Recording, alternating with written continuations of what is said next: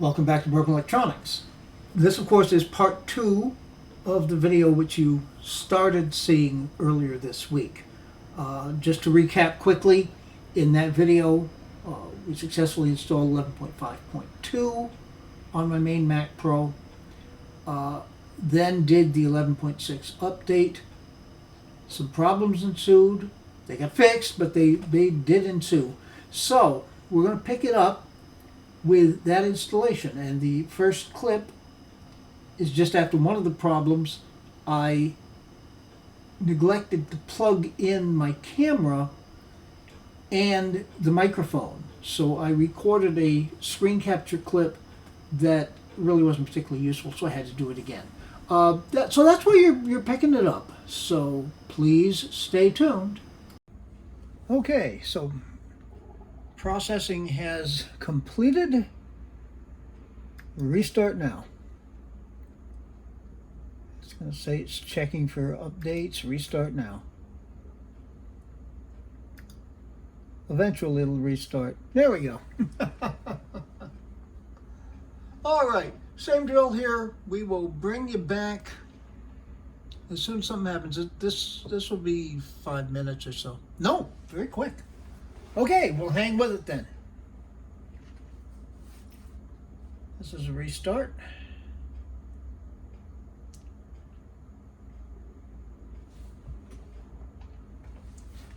Sometimes it'll chime, sometimes it won't. I'll know for sure when we see the bootloader, which goes by really quickly. If you're quick on the arrow keys, you can move to another option in the bootloader.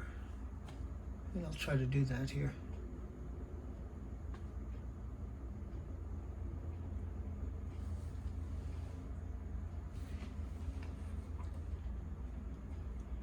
Oh, there we go. Okay, so we're into the installer.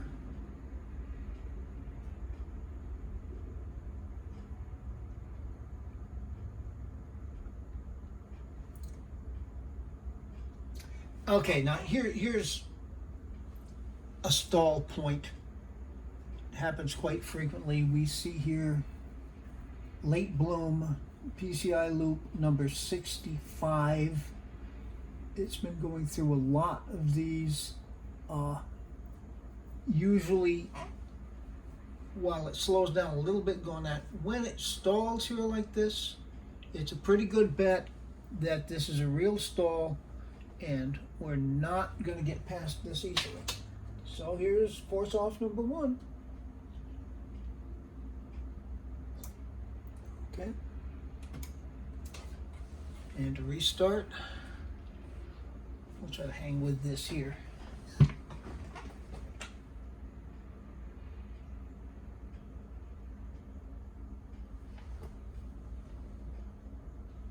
It painstakingly counts up the 96 gigabytes of RAM. There's our chime. I don't know why I announced that. I'm sure you could hear it perfectly well yourselves.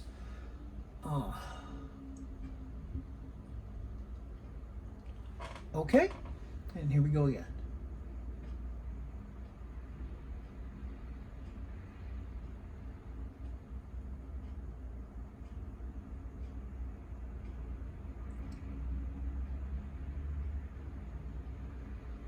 Disk 6S2 device handle block.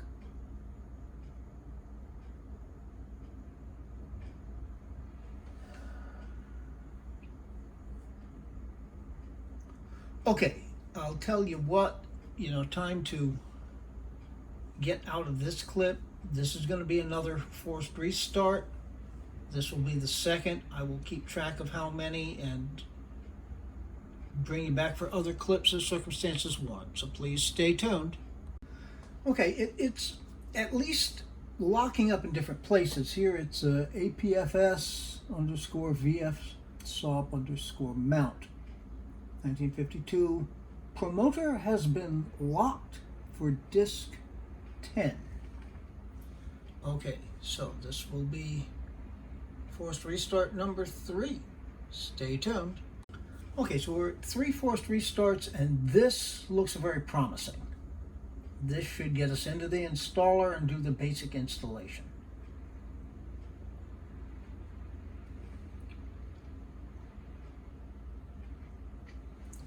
I've never seen it roll this far and fail to boot. Although it was the first time.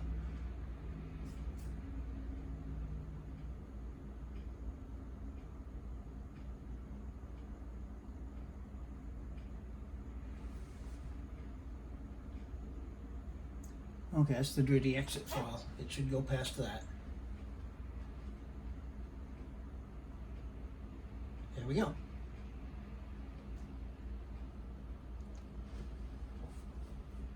Yeah, you gotta get an eye for this. There are some places where it's gonna pause, and if you can get too fast on the power button finger,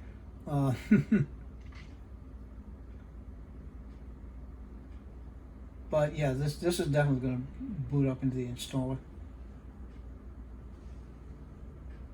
Oh, it's just patching now. This is the patching. Oh, okay, that's interesting.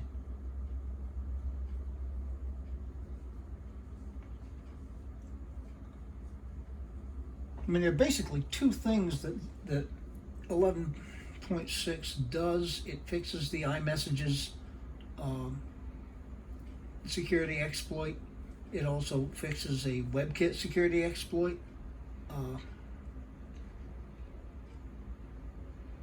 Both very important things, of course. It's like 2.6 or something gigabytes, so it's not nothing in terms of size. Okay. Ramrod display. Okay, and again, as I pointed out when we were doing the full install of 11.5.2, this goes on for a while. Ramrod display, for some reason, is just slow. So, stay tuned. Okay, looks like we've completed that process, and we're now going to restart. And we shall see if we get any more needs for forced restarts. Hopefully not. So far, this hasn't been too bad.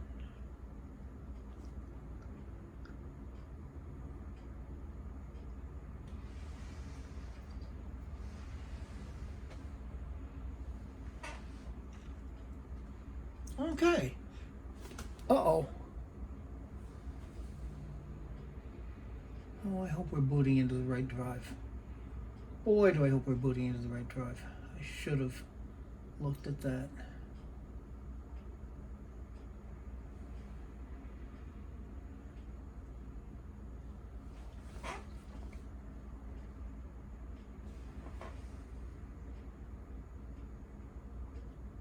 Populate value from memory descriptor. Copied info. Don't remember that ever happening before as a stall point.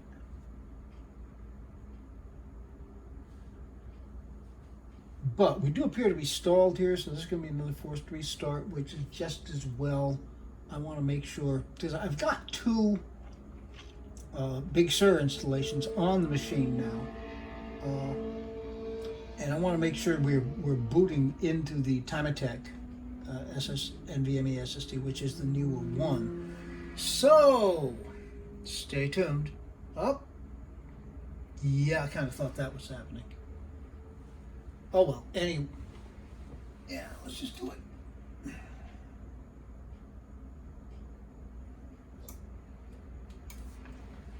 Now, I'm going to try to be quick on the arrow keys. For some reason, the mouse input doesn't appear to work in the bootloader.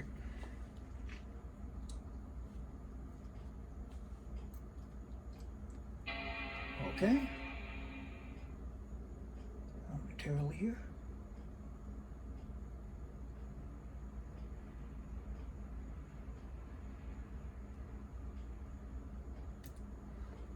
Nope, we are in fact booting into the correct one.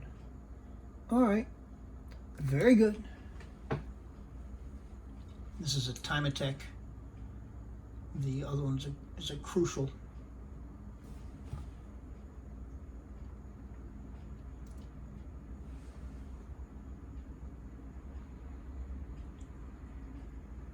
No. NVMe fix. APST failed to enable APSI. Okay. APST. Alright, I'm pretty sure it's stalled there. Stay tuned. I'll keep track of the force offs. Okay, I think we've got past it here. Yes, we have. I had forgotten I have the sound bar and the microphone, rather than plugged into the USB hub, they were plugged into the built-in USB ports, and it stalled at one point. I didn't do a clip on it, but it stalled at one point right after the microphone and the sound bar came up with the verbose output. But this should be it.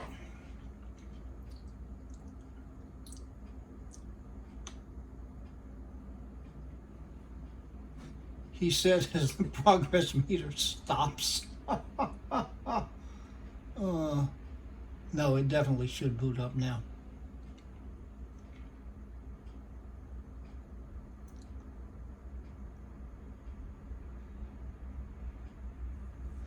I've been keeping most of the clips pretty short, so I don't really know how long this video is going to be. But just to err on the side of keeping it reasonable, stay tuned. Okay, I was wrong. It restarted itself again.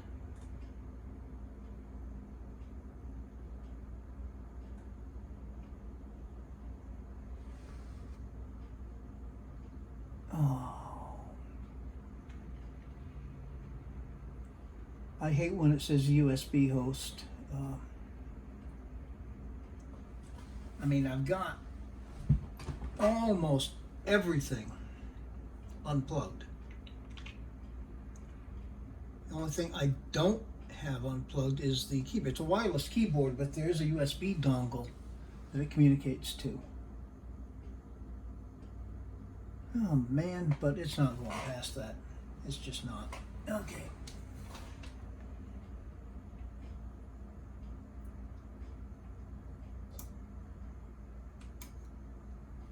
And again, was it 7?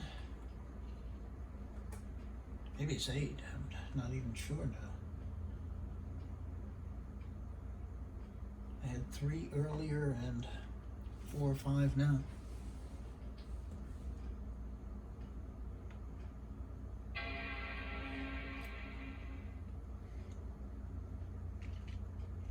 It's funny because the install 11.5.2 was easier and smoother than the install on the Banjo Cave machine.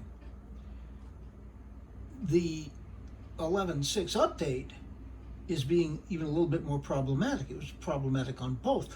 But on the test machine, late bloom 65, that's a stall point.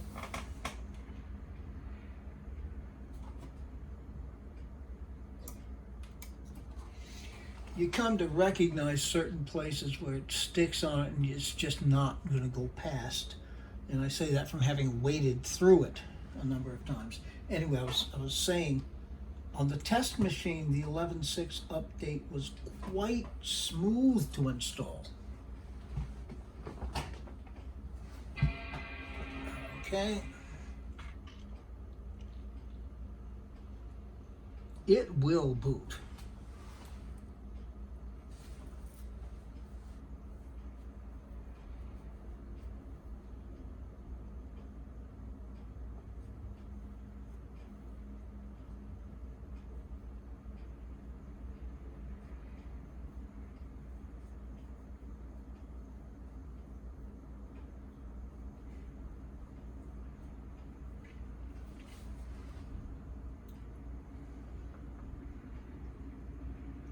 Wednesday, September 15th.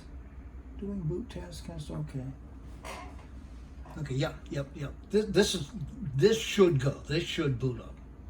And it should take us to desktop.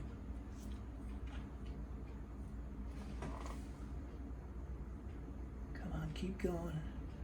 Keep going. Good, okay, keep going. You get crazy. Anytime you see it stall a little bit, and said, oh no, but here we go. And yeah, and this is bringing us right up. Okay.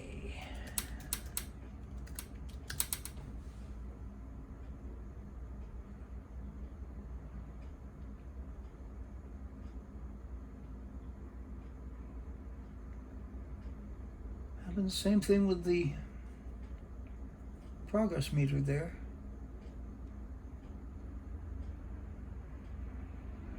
Well, I'll tell you what, I know what's going to happen after this. We'll have some configuration to do, get the desktop up and running, which we seem to be doing now. Yes, here we go. Okay, so I'm going to need to do a little bit of cleaning up in here, and I shall be back with some closing thoughts momentarily. So stay tuned. Well, okay, some strangeness at the very end there. We'll see how well this comes through. The monitor quit working. And it's funny, it would show the verbose display, but as soon as it booted up, there was nothing. Now, I tried rebooting it to think something was wrong. It appears to be the monitor. It does not appear to be the computer. Witness the fact that with a different monitor connected, we're just fine. So we'll have to see what's up with that.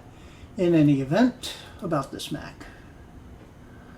Mid-2010, 2x3.46 core, 6 core, total of 12, 11.6, up and running well, I might add.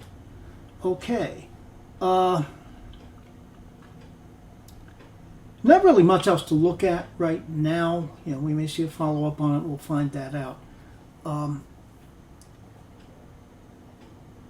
I certainly hope that I get that one more subscriber by next Tuesday, which is not only my release day and the day I would like to celebrate 500 subscribers, it's also my birthday. So anyhow, we'll see if that actually happens. If not, there we go. We'll figure something else out along the way. Be good to other people. They need it and deserve it. Be good to yourselves. Everything good has to start from being good to ourselves. We can make this world a better place. It isn't yet, so please take very, very good and careful care in these difficult times. All right. Next week should be the videos that I had originally planned for this, for the 500 subscriber celebration. So I guess we'll celebrate for 2 weeks. And after that, a lot of G4 goodness. I have not forgotten the Power PC. Next week's video actually is a look at Power Mac G5s. And many, many, many, many more videos after that. Hopefully, you'll be interested in staying tuned for that. But until those things are up and available on the channel, this has been Broken Electronics. There's a quick addendum here. I apologize for making the video longer. I don't think it's really that long to begin with. A couple of news items, not really huge, at least not yet. One, there is word that there will soon be a new release of the OpenCore Legacy Patcher with some added features. When such thing happens, of course, I'll cover it here. Secondly, Mr. Macintosh recently released a video. It's an hour, over an hour long, I think an hour and 20 minutes long, tutorial on installing Bis Sur on unsupported Macs using the OpenCore Legacy Patcher. It's as long as it is because he goes through the process on 3 different Macs with 3 different versions: an upgrade version, a dual boot version, and a clean install. It's a long watch. I have watched it entirely. I suggest that you might want to take a look at it, if you want to look just at the Classic Mac Pro section, which is the last section, you can go ahead and do that. But I think it's worthwhile for us all to get as much information as we possibly can. Now, one of the things that he pointed out in using the OpenCore Legacy Patcher, I started out with using the text-based terminal-based version, which is actually pretty easy to use. Once the graphical user interface version came out, I gravitated to that. But in his video, he points something out. There is a configuration available in the terminal-based version that is not available in the graphics-based version. Okay. Yes. So, clicking on the OpenCore Patcher has opened a terminal, and if we go into Patcher Settings by typing 5 and enter, we can see quite a number of things now. The late bloom settings, 13. Now you will notice that I've got it set to 250. That, according to Mr. Macintosh, is a default setting. That was not the case for me. My setting out of the box was 100 milliseconds. Now I set it to 250 milliseconds. It did seem to make a difference. I did have to force restart a couple of times, total of 3 tries before the machine booted up. But I can play with it. It did seem better, and we can play around with that now. Now if we go into, we'd have to type 13 and enter. You see set delay currently 250 milliseconds. Just for the heck of it, I'm going to set it to 350. Okay. Then quit. 1 to build OpenCore. It was built. It goes very quickly. Press enter to go back. And then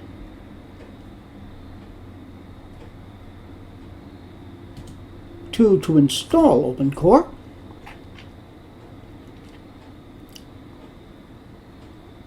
Now, it's taking a long time for me. I have a lot of drives in there. I've got all 4 of the drive bays are used. I've got an SSD in the second optical drive bay and the PCIe NVMe drive. Okay, so we're going to look down here.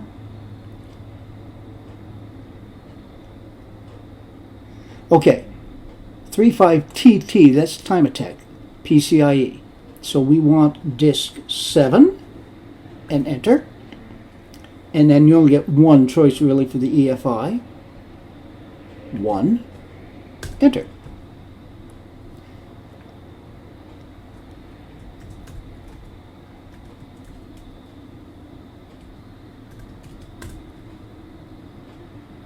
And it mounted the EFI partition quickly, and then off we go. And now we can queue for quit. Exit out of terminal. All right, and we'll see if 350 improves things. I'm not going to go through that whole process now. I reboot this machine only when necessary. It's on 24/7. There's no issues with it going to sleep and then waking from sleep. It's been very, very good. Okay, so something else you can play around with. It may fix things for you. For me, it's not the magic potion by any means, but it's another configuration option which could prove very valuable. All right, so that's, I think, it for this addendum. Continue being the good people that you are. And once again, this has been Broken Electronics.